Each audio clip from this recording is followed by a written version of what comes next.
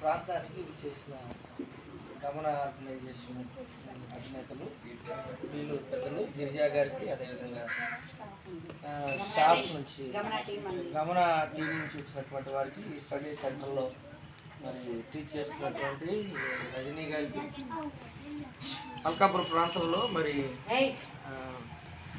ప్రాథమిక పాఠశాలలో మరి మంచి టీచర్గా పనిచేసినటువంటి వెంకటేశ్వర గారికి మరియు సర్వేపల్లి రాధాకృష్ణన్ గారి యొక్క పుట్టినరోజు సందర్భంగా ఉపాధ్యాయ దినోత్సవ శుభాకాంక్షలు మరి అందరికీ తెలియజేస్తున్నాం. మా ప్రాంతంలో మరి గమన ఆర్గనైజేషన్ సెంటర్ వారు మరి మంచి స్టడీ సెంటర్ని ఏర్పాటు చేశారు.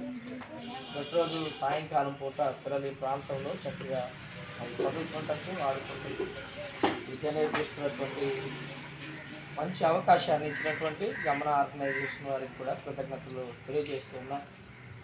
మనం సన్మానం చేసే విషయంలో, టీచర్ నేర్చుకునే విషయంలో ఒక మంచి ఆలోచన.